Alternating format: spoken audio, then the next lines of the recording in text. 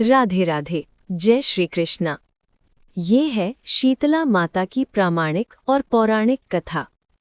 एक गांव में ब्राह्मण दंपति रहते थे। दंपति के 2 बेटे और 2 बहुएं थीं। दोनों बहुओं को लंबे समय के बाद बेटे हुए थे। इतने में शीतला सप्तमी, जहां अष्टमी को पर्व मनाया जाता है, वे इसे अष्टमी पढ़ें, का पर्व आया। घर में पर्व के अनुसार ठंडा भोजन तैयार किया।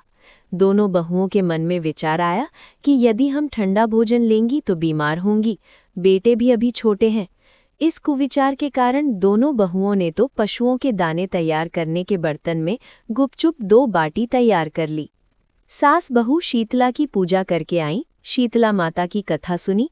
बाद में सास तो शीतला माता के भजन करने के लिए बैठ गई। दोनों बहुएं बच्चे रोने का बहाना बनाकर घर आईं। दाने के बर्तन से गर्मा गर्म रोटला निकाले, चूरमा किया और पेट भरकर खा लिया। सास ने घर आने पर बहुओं से भोजन करने के लिए कहा। बहुएं ठंडा भोजन करने का दिखावा करके घर काम में लग गई। सास ने कहा, बच्चे कब के सोए हुए हैं, उन्हें जगाकर भोजन करा लो। बहुएं जैसे ही अपने अपने बेटों को जगाने गई तो उन्होंने उन्हें मृतप्राय पाया। ऐसा बहुओं की करतूतों के फलस्वरूप शीतला माता के प्रकोप से हुआ था। बहुएं विवश हो गई। सास ने घटना जानी तो बहुओं से झगड़ने लगी। सास बोली कि तुम दोनों ने अपने बेटों की बदौलत शीतला माता की अवहेलना की है, इसलिए अपने घर से निकल जाओ और बेटों को जिंदा स्वस्थ लेकर ही घर में पैर रखना।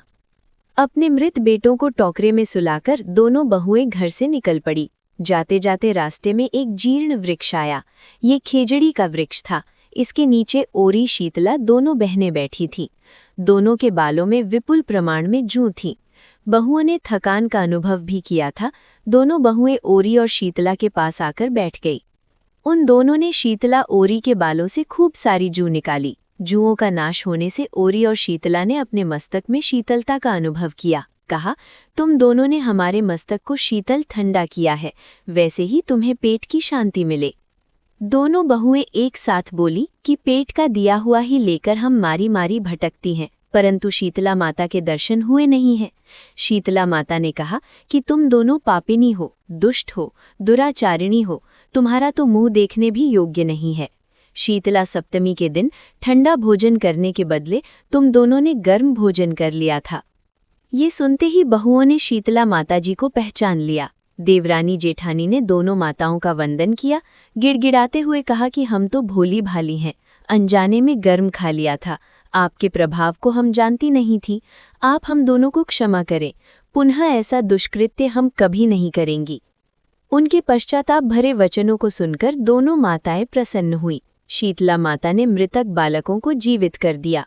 बहुएं तब बच्चों के साथ लेकर आनंद से पुनः गांव लौट आईं।